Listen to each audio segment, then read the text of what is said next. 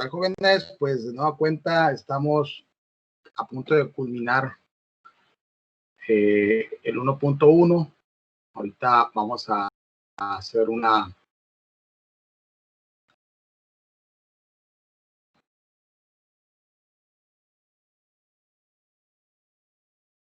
vamos a compartir la pantalla para ubicarnos en el módulo. Bien, pues ya vimos esta parte, ya vimos esto, asociación del pensamiento ético a través de la historia a la vida moderna. Asumir la ética es el primer tema. Aporte del mundo antiguo, donde vimos a Sócrates, Platón y Aristóteles, la Edad Media con Tomás de Aquino, Lutero, Maquiavelo. Y ahora pues nos vamos al aporte del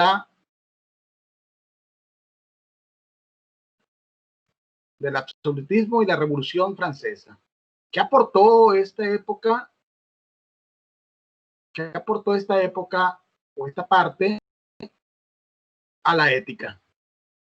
Bien, pues aquí vamos a hablar de Hobbes, vamos a hablar de Hume, vamos a hablar de Rousseau.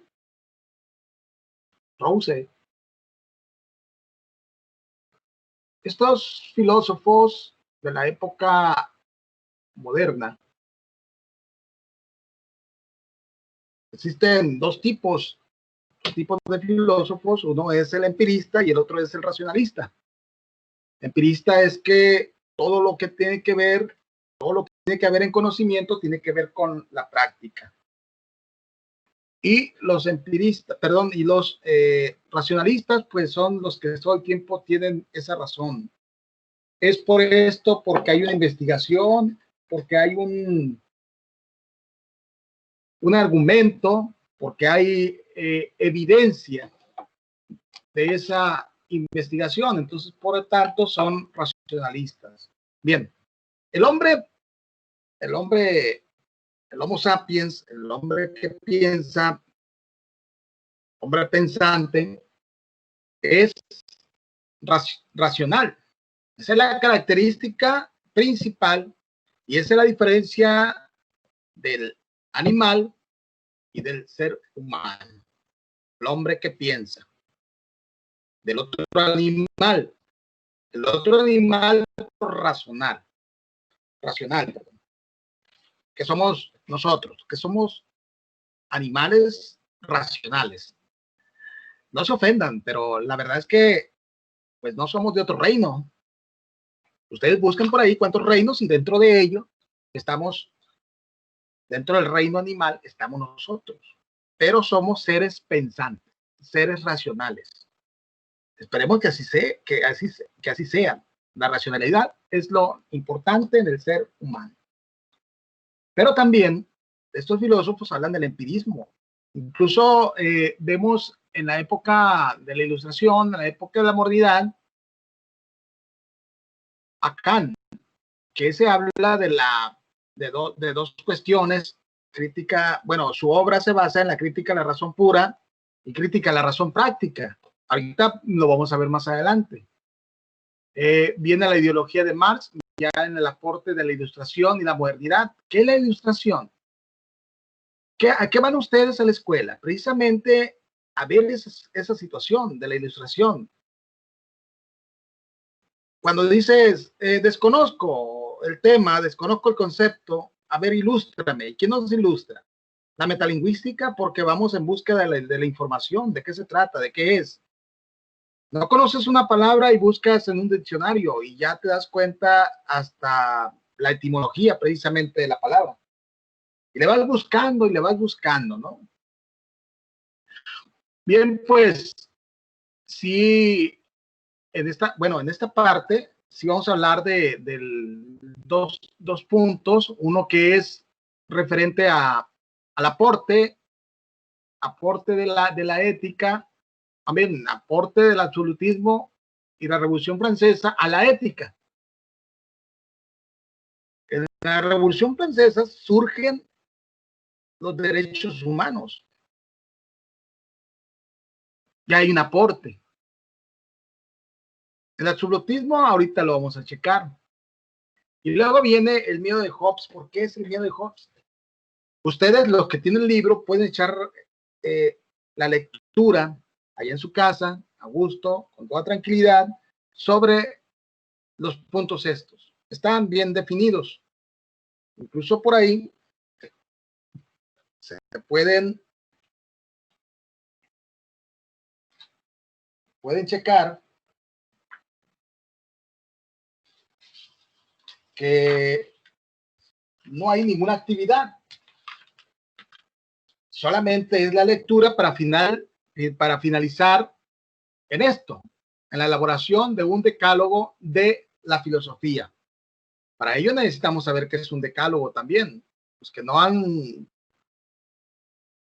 tenido oportunidad de saber qué es un decálogo, pues bueno, vamos a buscarle ahí qué es un decálogo. Pero entonces, la actividad va a consistir en elaborar un decálogo ético aplicado en el área de la vida personal, en los que se use como base los aportes del pensamiento ético de los diversos momentos históricos. Por ejemplo, a ver, pues vamos a hablar precisamente de la ética en la vida personal. De la ética en la vida personal tenemos el problema de los que no entregan trabajo. Ya eso, si estamos hablando de cuestiones éticas, tenemos ahí ese problema de que los hombres, de los muchachos que no están entregando trabajo, entonces ya no están siendo éticos, por ejemplo, ¿no? Y ya tenemos ahí la ética en la escuela. ¿Cómo aplico yo la ética en la escuela? Según Aristóteles, esto nos habla de la felicidad. A ver, ¿somos felices estudiando? ¿Somos felices como somos? Sin embargo, hay otros que dicen lo contrario. ¿Sí? El sentido moral de Hume, por ejemplo. O bien, este amigo, el de transvaloración de los valores, que Nietzsche, este alemán, que prácticamente reta a la inexistencia de Dios. Para él no existe en su idea, para él. Entonces, en este tema no vamos a abordarlo muy así, muy a fondo, porque son cuestiones muy personales.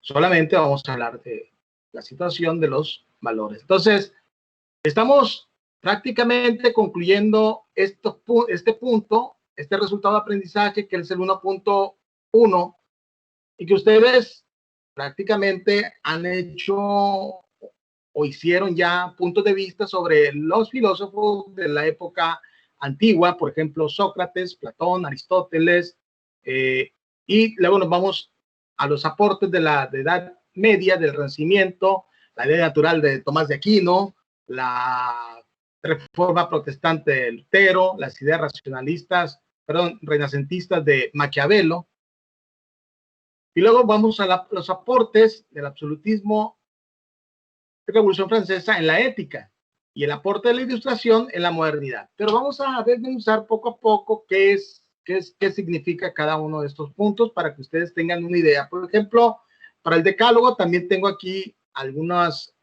cuestionamientos, bueno, algunos ejemplos para que ustedes puedan apoyarse y luego buscar cómo agregar, ¿verdad?, una idea de la vida personal en el mundo antiguo. Por ejemplo, tomamos a Sócrates. ¿Sócrates qué decía? Que decía que el pueblo es ignorante. ¿Por qué es ignorante? Porque no quiere ir más allá. Todavía estamos en ese sentido. Por ejemplo, estás en la escuela, yo te estoy diciendo que Sócrates fue un filósofo de la época antigua, que bla, bla, bla, bla, y que tú te quedes con esa idea. Si gustas informarte más, ya tenemos un amplio conocimiento de Sócrates. Pero si nomás te quedas con la idea que yo te planteo, entonces pues va a ser algo muy sencillo porque van a quedar algunas lagunas de desconocimiento. Entonces, de ahí ya puedo empezar. ¿Somos ignorantes? Claro que somos ignorantes. Yo desconozco de medicina, yo desconozco de biología, conozco lo básico, pero lo profundo no.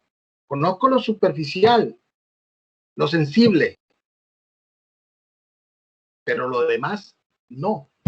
Las matemáticas también el mundo sensible, lo sensible, lo que está por encimita.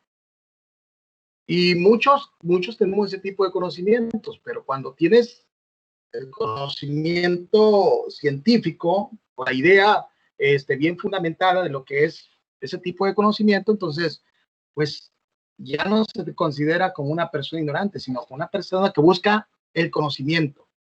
Y siempre está aprendiendo uno, nunca está retrasado, nunca se estanca. Siempre estamos aprendiendo. Por ejemplo, ustedes ya están en segundo y ya aprendieron algo. No están como iniciaron en primero. Ahorita ya saben, ya tienen otros conocimientos, ya tienen otros sentimientos, que por ahí también nos habla alguien de los sentimientos. Entonces, pues vamos a dejar este punto porque vamos a irnos a la diapositiva, a las diapositivas que he estado armando para poder hablar del tema. Entonces, ¿en qué consiste la actividad? Consiste en hacer un decálogo. Los que tienen su libro, ahí mismo lo pueden redactar, está de uno por uno, y los que no, pues me lo mandan en su libreta, ¿no? En su libretita, bien tranquilitos. Y ya tenemos el cambio a la diapositiva para iniciar.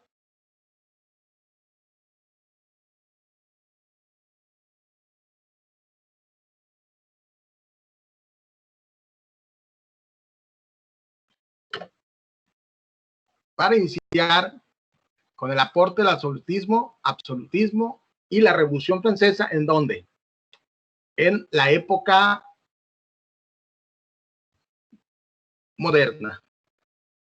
Bien, movimientos que por algo son movimientos, por algo son revolución. Por ejemplo, la revolución, ¿qué significa? No significa pum, pum, pum, agárrate a balazos, como algunos tienen una idea. ¿Qué festejas? La revolución. La revolución, la palabra revolución significa cambios. Cambios. Entonces, hay un aporte de la Revolución Francesa en la ética, en los valores. Un cambio.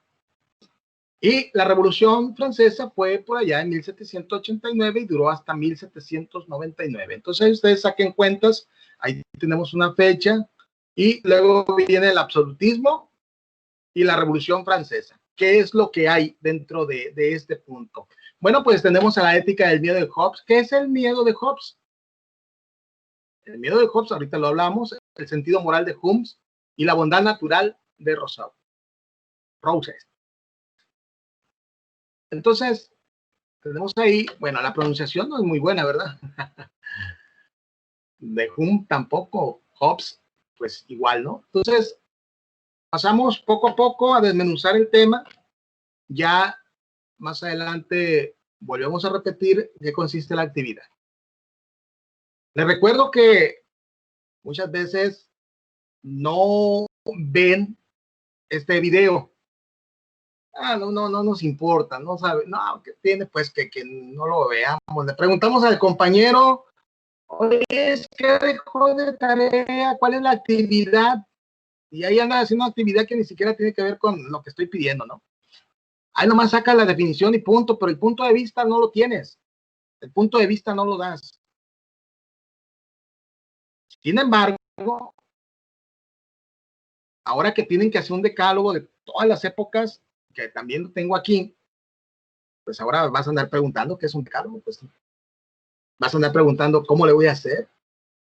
Si ya tenías tu punto de vista de cada uno de los filósofos, y cómo lo trasladarías a la época contemporánea, o más bien, cómo lo contextualizas, entonces ahí es donde va a tener un problema, ¿no? Absolutismo. Vámonos pues al absolutismo. En el siglo XVII, la teoría política se hace más compleja. El monarca reina en nombre de los súbditos hobbits, porque el poder emana de los ciudadanos. Los Países Bajos se deshacen de su monarca español, el parlamento inglés se enfrenta al monarca en el siglo XVIII. El monarca reina para los súbditos como un padre bueno y debe preocuparle la felicidad y el despotismo ilustrado. Pero también se impone la idea del contrato social. La sociedad elige a quién representa y y este representante puede ser revocado en el origen del liberalismo. Lo que pasa, ¿no? Lo que pasa ahora en el absolutismo es que todo el mundo habla de democracia en los países como nosotros. ¿Qué tenemos? Elegimos libremente, esa es la democracia, elegir libremente a nuestros representantes en el poder, en el gobierno. Y ya cuando llegas al gobierno, ¿qué pasa? El gobierno se siente mandador, el que manda. Sin embargo, está ahí nada más para seguir y aplicar las reglas, no para violarlas. ¿Y qué pasa con ello? Ustedes se dan cuenta que surge algo que se llama corrupción. Se acabó este contrato social. Corrupción alimentada por nosotros mismos.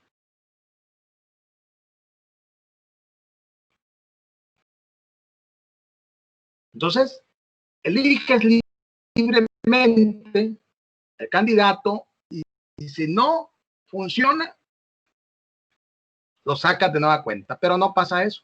Cuando llegas al poder, cuando llegan al poder, resulta de que ellos son los jefes. Pero vamos poniendo un ejemplo. Si yo tengo una empresa y yo le pago al trabajador, ¿quién es el jefe? Lo que sea. Sí, yo le pago al trabajador. Entonces, si nosotros, ustedes no están todavía en ese punto de elegir al candidato porque no tiene la edad después de los 18 y ya con una credencial que te da el INE, entonces ya puedes tú ejercer el voto libre. Pero bueno, seleccionas a los gobernantes y los gobernantes pues no hacen caso, no le hacen caso al pueblo. ¿Por qué? Porque se tomaron el poder. Y decía yo, pones el ejemplo de ese poder. ¿Quién paga entonces cuando tú contratas a alguien? Tú tienes una empresa y ¿quién paga? Pues pagas tú. ¿Y quién manda? Pues mandas tú.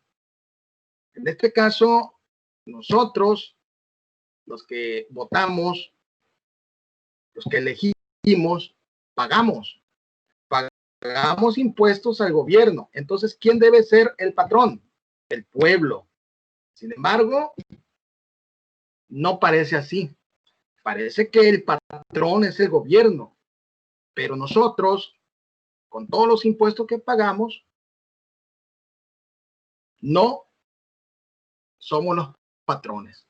Se ve, se denota. Sí, ellos cumplen con con las situaciones o con los problemas normales. La luz, el agua, el alcantarillado y todo eso, que ellos mismos hacen sus cuentas y ellos administran todo eso. Pero todo eso lo pagamos nosotros a través de los impuestos. Es más, a mí el pueblo me paga. me paga, ¿por qué? Por los impuestos. Y yo también pago impuestos. Entonces, por lo tanto, también soy parte del mismo sistema que está pagando. Entonces, el contrato social se termina. El liberalismo parece nada más untado, carradito, sensible, pero no hay liberalismo. Nadie es libre, nadie. Todos tenemos que pasar por una regla. Y si violentas o violas esa regla, hay sanciones. Y esas sanciones, pues van desde la cárcel hasta lo económico. Bueno, esto surge en el absolutismo, entonces ahí por eso hay problemas con Hobbes, el miedo de Hobbes, que siempre pues cae en eso. Las teorías del poder absolutista. Hubo muchos pensadores y filósofos que escribieron ensayos para justificar el absolutismo.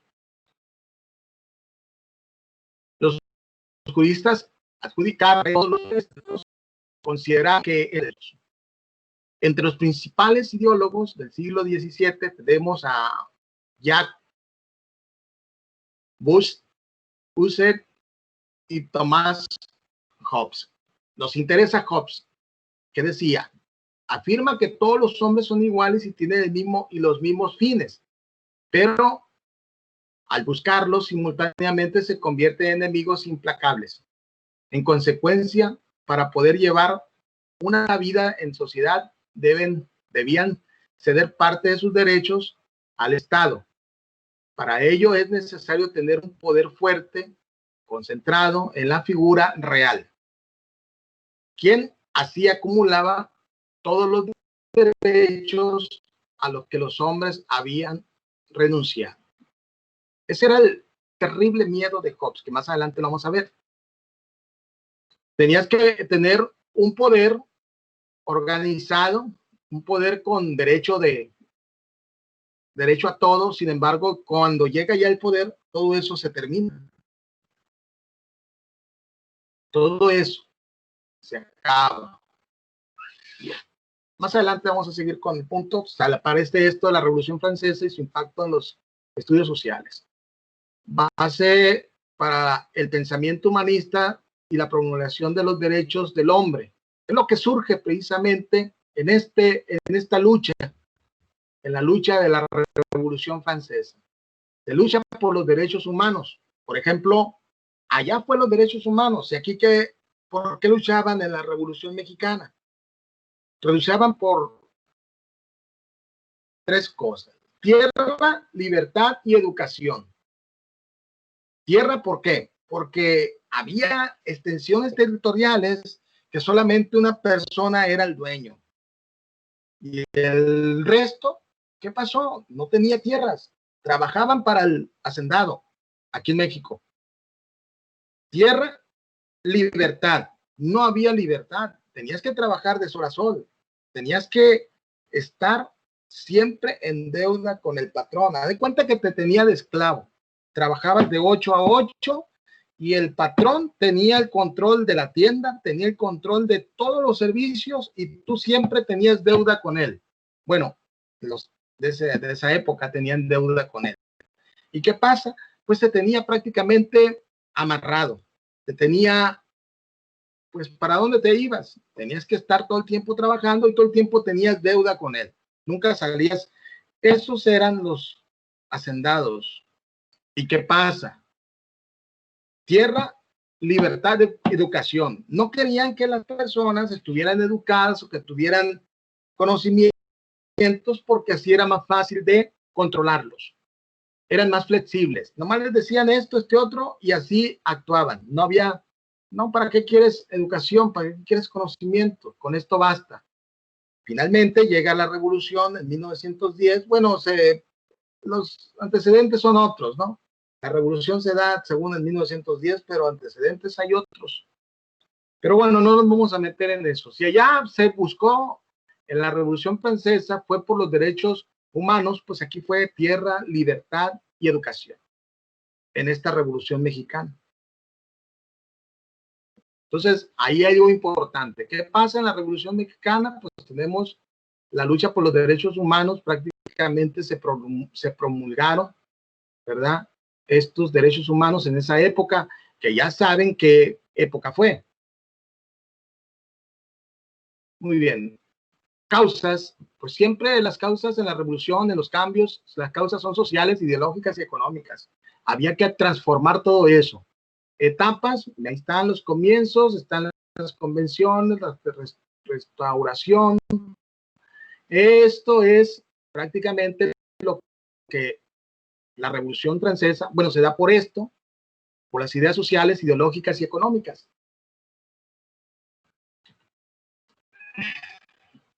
Bien, luego nos vamos ahora sí a lo que dice Hobbes. Hobbes es uno de los filósofos más representativos de la corriente filosófica conocido como empirista. ¿Qué es el empirismo? Pues el conocimiento que se adquiere a través de las prácticas, a través de la experiencia, y él tenía una idea de eso. El empirismo se da mucha importancia a la observación, a la experimentación, tanto en la ciencia como en el pensamiento. Pues sí, empirismo, por ejemplo, tienes tú la clase de química, te dan todo lo concerniente a la teoría y tú vas a la experimentación. ¿A la experimentación a dónde? Pues al laboratorio. Ahí es donde se dan dos cosas. Se da lo que dice Kant, la razón pura y la razón práctica. Y se juntan las dos y surge un conocimiento, y surge una ciencia, y surge un pensamiento.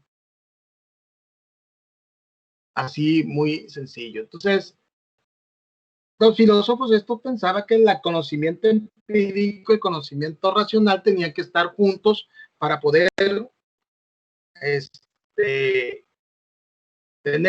ampliar el conocimiento. Y claro, cuando yo salgo a la escuela, yo no salí no salí maestro, no salí profesor. Sin embargo, con el tiempo, con la observación, con la experimentación, con la búsqueda del conocimiento, pues se fue dando lo de la docencia, ¿no? Y no todos. Por ejemplo, el médico sale embarrado de todas las teorías, de todas las ideas, de todos los pensamientos de los filósofos, vayamos, o de los personajes que han sido importantes en la medicina. Pero eso no va a ayudar fácilmente en sanar a un paciente. Necesita la experiencia, necesita aprender a través del tiempo. No tan solo es tener la idea racional del libro, sino también practicarlo y vivir esa sensación, las sensaciones de una combinación tanto empirista como científico. La ética de Hume, junto con otros filósofos escoceses del siglo XVII y XVIII, es el estudio de la moral, que se aleja de la visión racionalista del hecho moral predominante en las filosofías anteriores, tanto de la antigüedad como de la Edad Media, y se incide más en las emociones o pasiones y sentimientos con fundamentos de la moral. Entonces, yo le decía que aprenden por esas sensaciones, por esas ideas, ¿verdad? Que son empiristas. Y que junto con ello, junto con la racionalidad, surge el pensamiento o el conocimiento amplio. ¿Por qué? Porque tienes dos cosas, la teoría y la práctica. Las juntas y te conviertes en un experto, se puede decir. Bueno, cerca del experto, porque nunca hay una persona experta. Nunca llegan a la calidad total, pues. Siempre hay cambios, siempre hay modificaciones, siempre hay cuestiones que salen a diario. Creíamos que teníamos todo, creíamos que éramos pues, que creíamos que no nos íbamos a infectar de los virus que están ahorita, bueno, del virus que está ahorita. Creíamos todo eso. Pero ¿qué pasó? Hubo cambios. Hubo cambios. Entonces, esos cambios vienen precisamente de la parte racional y la parte empirista o la parte experimental. Y que, pues, nos arremanga a la sociedad. Ya lo vemos. La filosofía de Hume y las demás filosofías de la modernidad se aleja de los problemas teológicos y metafísicos. ¿Qué quiere decir? Que ya la cuestión empirista y la cuestión racional ya no va con la idea teológica. Con lo de la iglesia, pues empiezan a separar. Como en la época medieval, pues duró 1000 años y que todo eso tenía relación con Dios. Y ahora aquí en esta época, pues empieza a separar esta idea. Los problemas teológicos y metafísicos dan un mayor protagonismo a los problemas más centrados en la naturaleza humana. Entonces, prácticamente hay una disyuntiva entre esa situación teológica y filosófica. La ética de los tiempos modernos será la que busca sus fundamentos más en las características peculiares del ser humano que en Dios y en un cosmos previo y superior al hombre. Se dice que la ética de la era de la conciencia. Pero resulta de que no hay conciencia. Por ejemplo, estás en la escuela, vas a la tiendita, compras tu refresco, compras tu jugo, compras tu torta, te la envuelven, te dan todo envasado. Y como no tienes conciencia, vienes caminando por los pasillos y todo eso y empiezas a aventar tu basura. Ahí estamos mal. Se dice que la ética de esa era, era tener conciencia y no tenemos conciencia. Nos llegó la falta de conciencia. Yo creo que sin la revolución, perdón, sin la época medieval, yo creo que el mundo ya se hubiera acabado. ¿Por qué? Porque en esta época de más adelante de la Revolución Francesa surge la Revolución Industrial. Y la Revolución Industrial generó cambios que desde entonces le está pegando el planeta. ¿Con qué? Con contaminaciones, con todo eso, sobre todo la contaminación. ¿Por qué? Porque hubo la invención de la máquina de vapor y de ahí otras situaciones, después el petróleo, después lo otro, todo lo concerniente a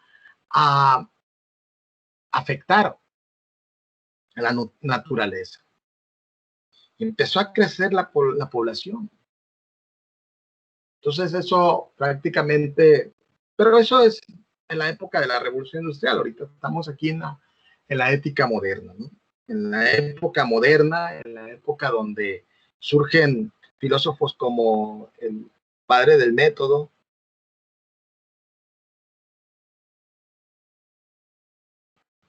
que se llama René Descartes, el método, el procedimiento para llegar a algún fin, pues surgen en esta época también.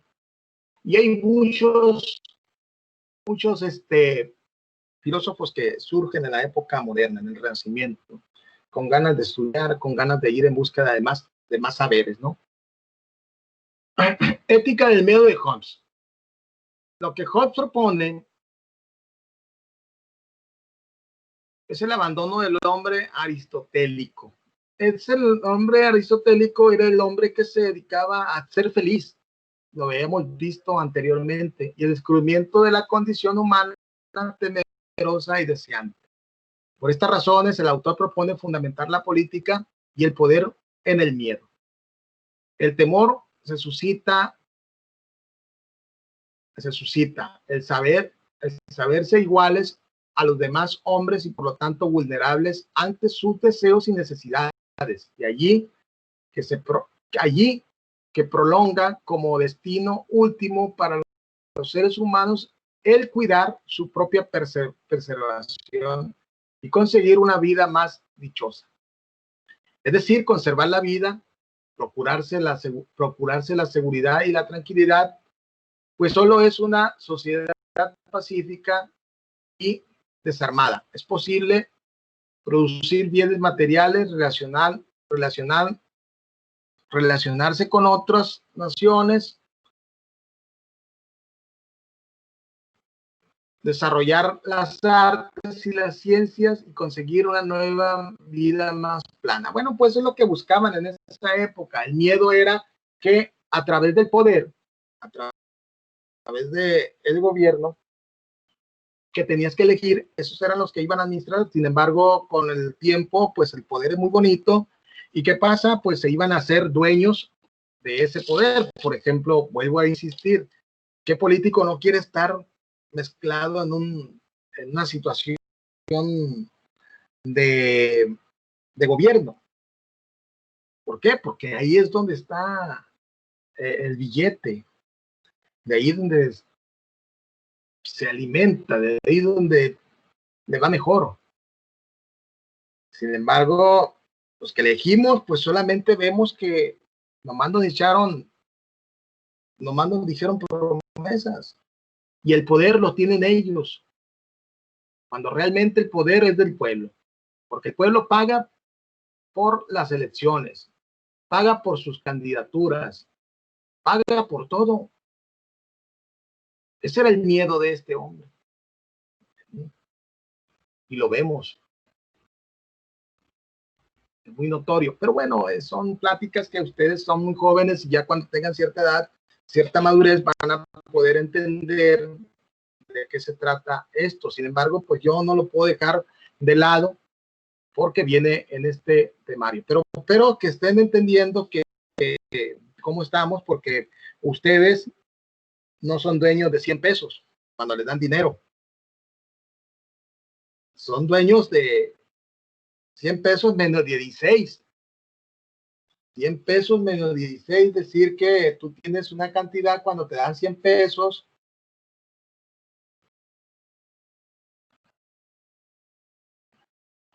Tú tienes solamente 84. Pero ahí el billete dice 100 pesos, pero sí, el resto lo pagas en impuestos, los 16 pesos los pagas en impuestos. Y también le entras a los impuestos. Esos 100 pesos que te dio tu papá, pues no son más que 84 pesos los que vas a gastar a gusto. El resto va para las arcas del gobierno, al administrador. ¿Sí? Y hay gente que dice, que te mantenga el gobierno. Mentira, el gobierno no mantiene nada. Nosotros mantenemos el gobierno. Así de sencillo. Ese era el miedo de Hobbes. El sentido moral de Hume. Ahora vamos con Hume. Hume, otro filósofo empirista. El sentido de aprobación o desaprobación hacia las acciones y cualidades de las personas. La tesis ética más característica de la filosofía de Hume consiste en afirmar el fundamento de la moral. No está en la razón, sino en los sentimientos. A ver. Vayamos a la razón. ¿Cuál es la razón de que ustedes me están escuchando? Hay una razón, porque no todos me están escuchando, porque no todo el mundo me está siguiendo, solamente ustedes, pero están ahí por una razón. Me pueden decir ahí en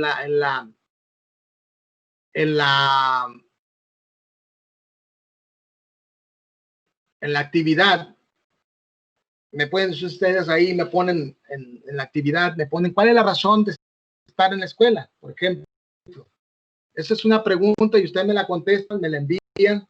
¿Cuál es la razón de estar en la escuela? Y vamos a ver cuál es la razón. Esa pregunta, ¿cuál es la razón de estar en la escuela? Por favor, me la contesta. ¿Cuál es la razón de estar en la escuela? La razón. No está en la razón, sino en los sentimientos. A ver, entonces, Holmes, por ejemplo, tiene un negocio de cualquiera y tú vas y le pides y no llevas dinero, ¿y qué va a pasar? Te lo va a dar. ¿Por qué? Porque lo hace con sentimiento. Y el otro, yo que tengo un negocio, pues yo te lo voy a dar, pero vendido porque hay una razón. ¿Y cuál es la razón? Una razón es la circulación de mercado, porque después te doy las cosas, te doy el producto y ¿qué voy a consumir? Tengo que hacer el trabajo con el razonamiento, no con el sentimiento. Ay, pobrecito, que aquello, que lo otro, pero bueno, ¿quién me va a dar para surtir luego? Ese es el juego que hay ahorita en el capitalismo. Y que es el sentimiento, que es el sentido moral de Holmes. Entonces, o me aplico a la razón o me aplico a los sentimientos, porque varían las dos cosas. Podemos utilizar los dos, pero bueno, yo te pongo en ese sentido de que pones un negocio de paletas, por ejemplo, y yo voy, no llevo dinero, pero se me antoja una, me la vas a dar. Y si va otro también, no, entonces la razón de poner un negocio es por algo, ¿o no? Claro que es por algo. Bueno, pues entonces, pues vamos en esta cuestión, voy a repetir. ¿Cuál es la razón? ¿Cuál es la razón? Ustedes allá en casa me van a poner, ¿cuál es la razón de estar en la escuela?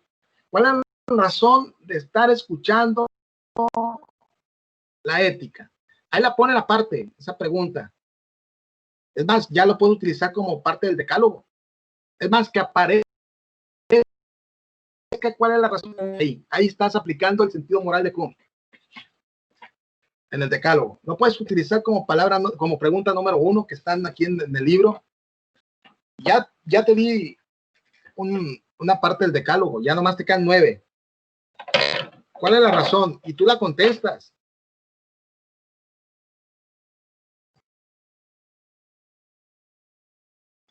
Tú contestas esa pregunta y es parte del decálogo. Entonces, para los que no escuchan clase, que no me escuchan, no me quieren estar escuchando, que nomás recorren, pues ahí está la pregunta, ¿no? Si la contestas, qué bueno. Pero es una pregunta que tú la tienes que anotar en el decálogo. ¿Cuál es la razón de estar escuchando las clases?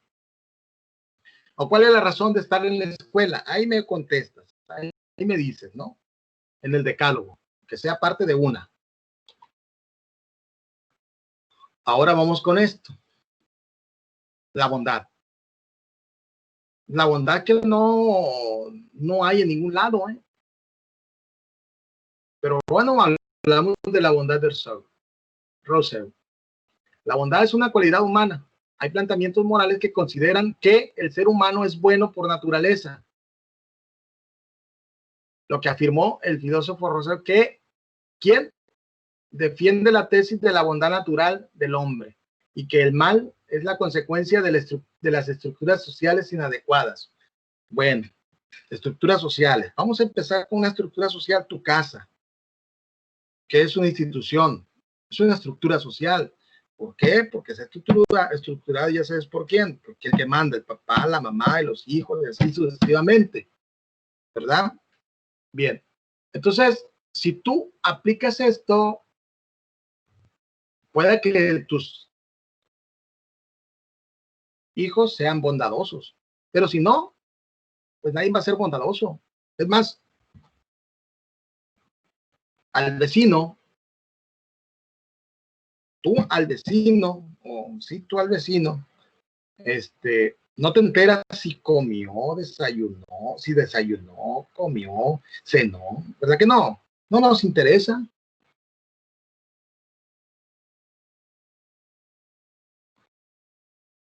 Pero bueno, si no nos interesa, es que, pues, ¿dónde está la bondad?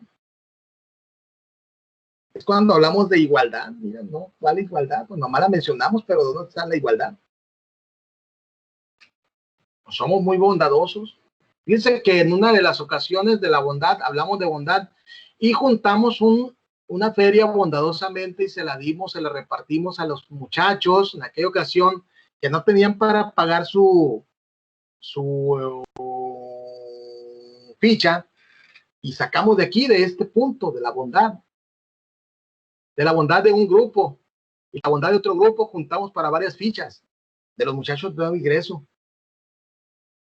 Aplicamos esto, pero bueno, tienes que tener un jalón, tienes que estar ahí, profe, vamos a ser bondadosos, vamos a apoyar en este sentido a fulano y vamos a aportar. Ya estás siendo bondadoso, pero bueno, lo aportabas por una calificación, entonces será bondad. Bueno, continuamos. Rousseau pensaba que el hombre es bueno por naturaleza y que la sociedad la que lo corrompe. La sociedad, una sociedad principalmente capitalista, en la que cada individuo lucha por mantener sus privilegios y posiciones. Ese es el gran detalle. En un sistema capitalista no nos interesa. Al capitalista, ¿qué le importa? Ganar más, y no me importa cómo esté el trabajador, qué está motivado, si no está motivado. Lo que le importa al capitalista es meter dinero a su bolsillo. Y así es el sistema. Tú estás trabajando, tú estás estudiando y cuando llega el momento vas a trabajar para un capitalista, vas a trabajar para un banco, vas a trabajar para la ley, vas a trabajar para Soriana.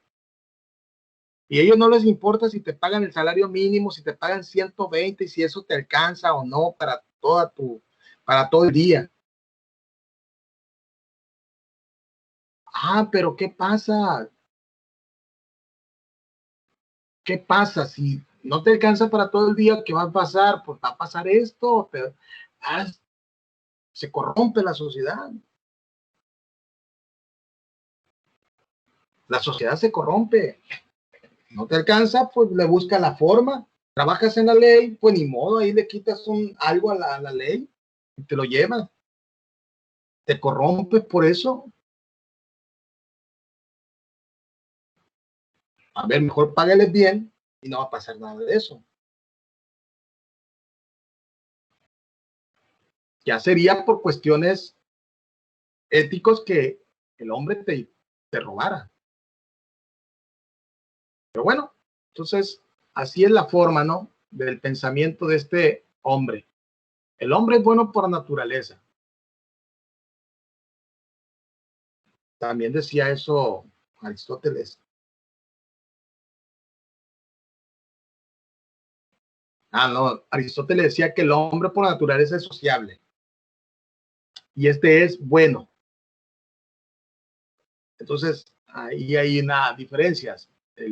Aristóteles decía, el hombre por naturaleza es sociable y este hombre es bueno por naturaleza. Y sí, toda la gente es buena. Bueno, hay unos que son malitos.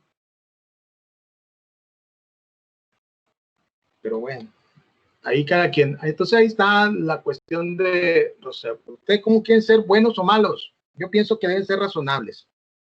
Ese es el punto. Bueno, nos llegamos al punto de la ilustración. Vamos a ver la ilustración. Estamos aquí ya. Aquí. Ya estamos ahí. La ilustración fue un movimiento cultural europeo que se desarrolló especialmente en Francia e Inglaterra desde el principio del siglo XVIII hasta la Revolución Francesa, aunque en algunos países prolongó durante los primeros años del siglo XIV. A ver, no, ¿qué 14? 19. Fue denominado así por su declarada finalidad de disipar las tinieblas de la humanidad mediante las luces de la razón. El siglo XVIII es conocido por este motivo como el siglo de las luces. Los pensadores de la ilustración, pues precisamente es eso, ¿no? La ilustración es cuando estás ilustrando tú ese conocimiento a ciertas personas, les estás dando conocimiento, le estás dando la forma de que vayan pensando qué está pasando en nuestra sociedad. más y más en nuestra sociedad, en nuestro contexto. Ilústrate. Hay unos que no son tan, no se ilustran mucho y no saben ni qué, cómo está su contexto, cuál es su contexto, cuál es en su entorno, no tienen conocimiento de nada. Más bien no tienen conocimiento de la social en que viven. Los pensadores de la ilustración sostenían que la razón humana podía combatir la ignorancia. La razón humana podía combatir la ignorancia. Tiene razón.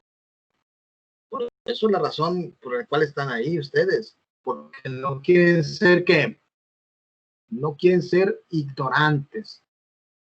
Aunque les digo que hay muchos tipos de ignorantes. Me acuerdo que decía un profe, en unos años más va a haber dos tipos de analfabetas.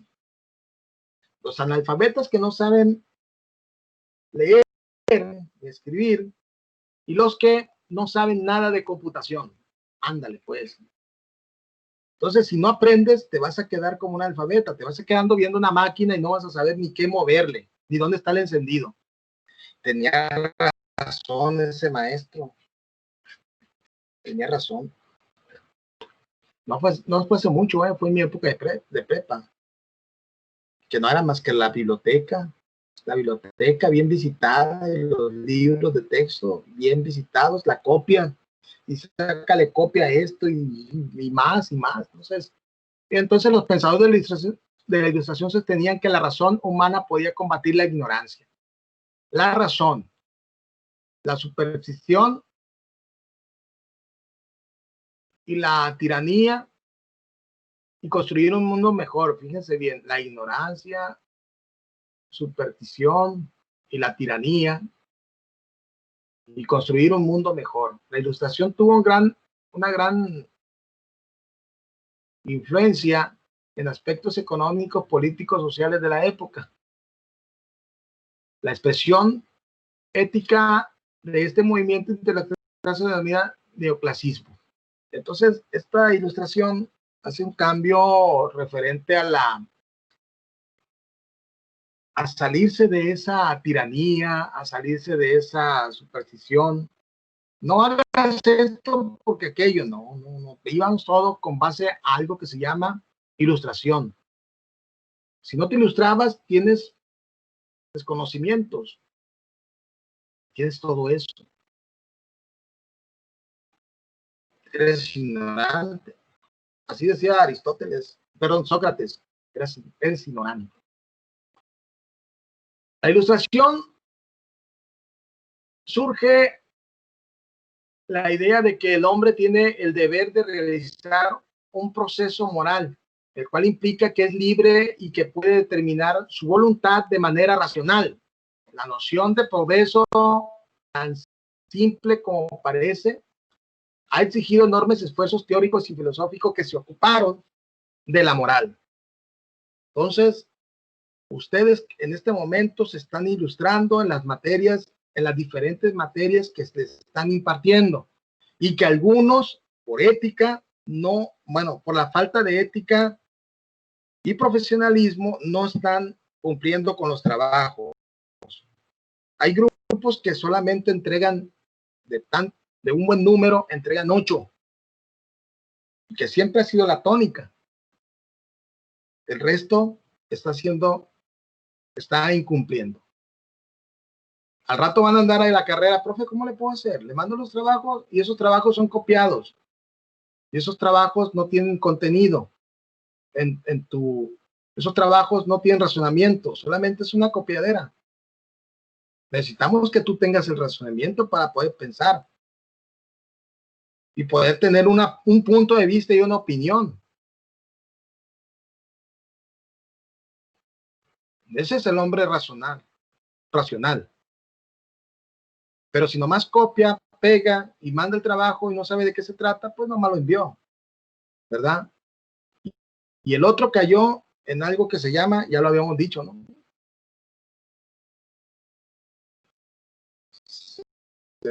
Se corrompe.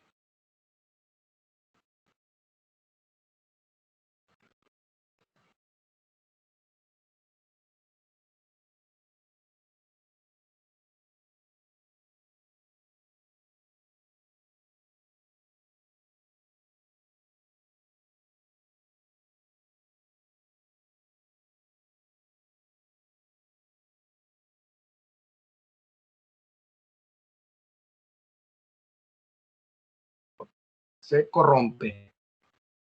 Que ahí está.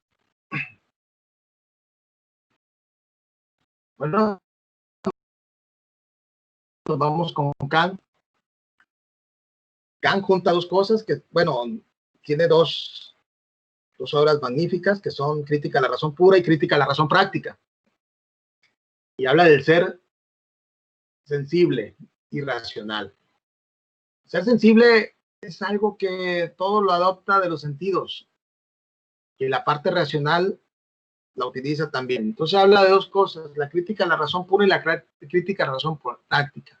El ser humano debe actuar con razón, por encima de las emociones, e incluso por encima de la fe, pues la Iglesia dominaba el actuar de la humanidad con sus dogmas y eran los que señalaban las acciones que debía realizar una persona en la condición heteronoma,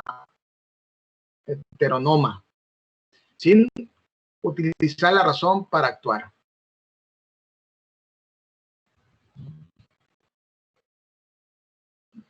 Alguien decía, pienso, luego existo. Pienso, luego existo. Entonces, no era Kant, por supuesto. Era otro filósofo de esa época.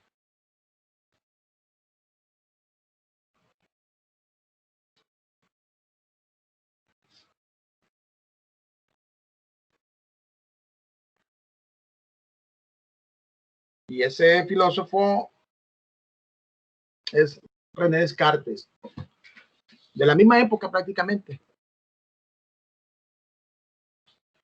Entonces, la razón para actuar. La pregunta central de Immanuel Kant es, ¿qué debo hacer? Con esto se demuestra que la moral está estrechamente relacionada con el deber, en condición autónoma. Y aquí viene crítica a la razón pura. ¿Dónde está? Aquí está. Sin utilizar la razón para actuar. Crítica a la razón pura tiene como objetivo un examen de la razón misma, es decir, de las posibilidades que tiene la razón como fuente de conocimiento. Es una investigación sobre el origen y extensión y límites de todos los conocimientos que posee el espíritu humano. Crítica a la razón pura. Ese conocimiento que nosotros adquirimos de los libros, de todos los libros, prácticamente es la teoría. Y si lo llevamos a ese punto, aquí la teoría sería ese conocimiento racional, ese conocimiento puro, que siempre en un libro de ciencias hay algo objetivo, algo que ya se comprobó, algo que ya está claro, ¿sí? Y este amigo hablaba precisamente de eso, crítica de la razón pura. El otro es crítica a la razón práctica y la unión da esto. Ya lo vamos a ver. El hombre no solo se pregunta qué puedo conocer, pregunta contestada en la crítica a la razón pura, sino también qué debo hacer. Y esta pregunta contesta la crítica a la razón práctica. Bien, hay dos razones, hay dos funciones en una razón única. Las juntas y todo va de maravilla.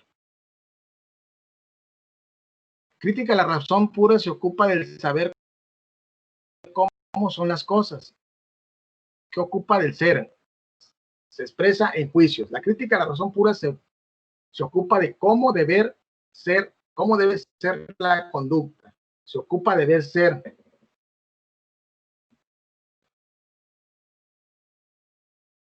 Se expresa en imperativos. Bien, pues entonces, si no hay esta unión, se va a batallar mucho para el conocimiento. Vuelvo a repetir, se ocupa de saber las cosas, entonces las cosas están en la teoría, pero también se ocupa de cómo aplicarla.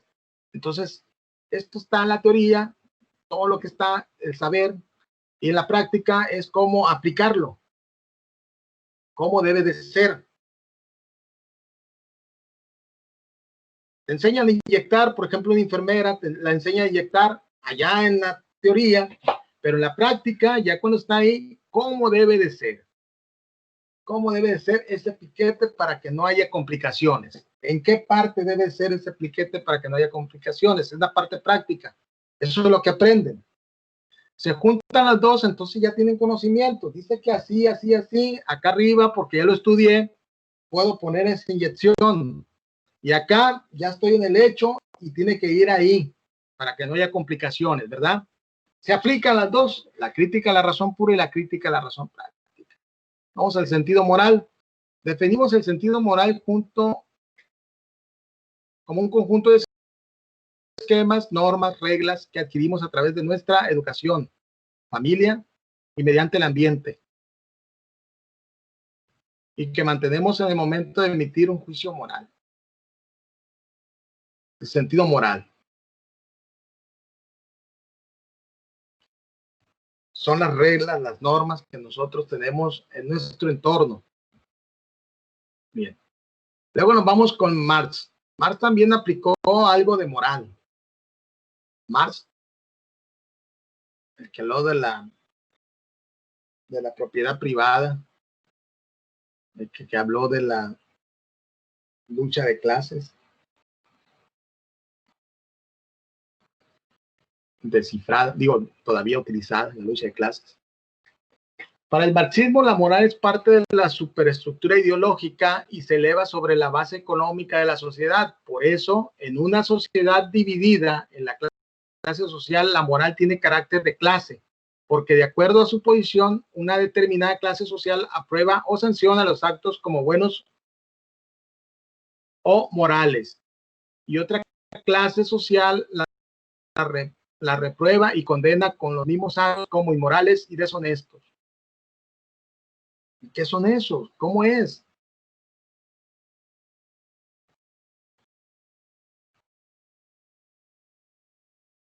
¿Cómo es la idea de Marx? Pues está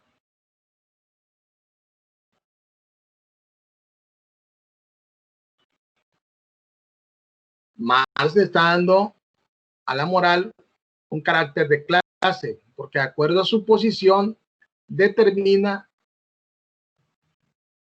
la clase social y aprueba o sanciona los actos buenos o morales. Bueno, pero esto no va a tener no va a haber ninguna detención por esto, solamente te va a señalar la sociedad. Te va a decir eso está mal porque no estás cumpliendo con esa regla. Y la sociedad solamente te va a marcar, pero no te van a llevar a la cárcel. No va a haber nada de sanciones como esas. No va a haber una sanción económica, solamente la sociedad te va a marcar.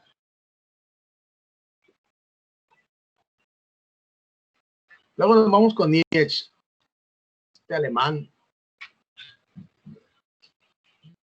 que desafió la existencia de Dios. Nietzsche es uno de los más acérrimos defensores de la vida como valor supremo. Sin embargo, su concepto de vida es completamente opuesto a lo de los autores cristianos, pues ataca especialmente aquellos valores que, desde su perspectiva, niegan la vida terrenal para afirmar la vida eterna. Ahí está, ¿no? No estaba de acuerdo con esa situación, entonces él mismo utilizó una nueva tabla de valores, pero eso no lo pide, pues. Entonces él prácticamente se opuso a los autores cristianos, es decir, no estaba de acuerdo con nada de lo relacionado con la religión. Y este es el último. Luego nos vamos a la situación de las etapas. Después de esto, ahí están las etapas. La etapa antigua, donde vimos a Sócrates, Platón, Aristóteles, la Edad Media, donde vimos a Lutero, y bueno, acá Lutero y Maquiavelo ya estaban prácticamente en la época moderna, pero ahí ustedes pueden ver quiénes son. En la primera ya lo vimos, ya dijimos quién, aunque ahí aparecen otros filósofos en la época antigua. En la época media, pues ya también tenemos a Tomás de Aquino, Agustín de Hipona, que hablamos un poquito de ellos, y acá tenemos a Descartes,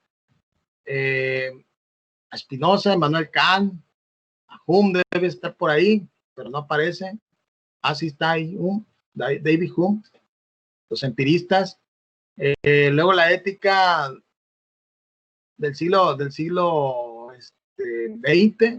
la época contemporánea, que no vimos a quién, ahí no, casi no vimos a nadie de la época contemporánea.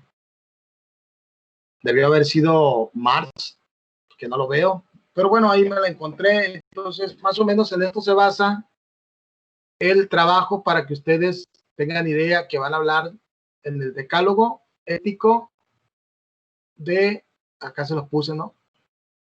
Acá se los puse, dice: elabora un decálogo ético aplicando, en un área de actividad, de vida personal, en las que se use como base los aportes del pensamiento ético de diversos momentos históricos. Momentos diversos históricos como de la filosofía antigua, la filosofía de la época media, medieval, la época moderna y la época contemporánea, que cada uno de esos puntos lo vimos. Y si no, me paso a la hoja. Aquí está. Aquí está. El pensamiento ético de Platón, Aristóteles, Tomás de Aquino, Lutero, Maquiavelo, Hobbes, Hume, Russell, Marx, Kant y Nietzsche. Ahí está, ¿no? No quiero que digan que no vimos nada de eso. Sigue, ya les digo, elabora un decálogo ético aplicando en un área de la vida personal en las que se use como base de los aportes del pensamiento ético de diversos momentos históricos. Aquí tenemos un ejemplo.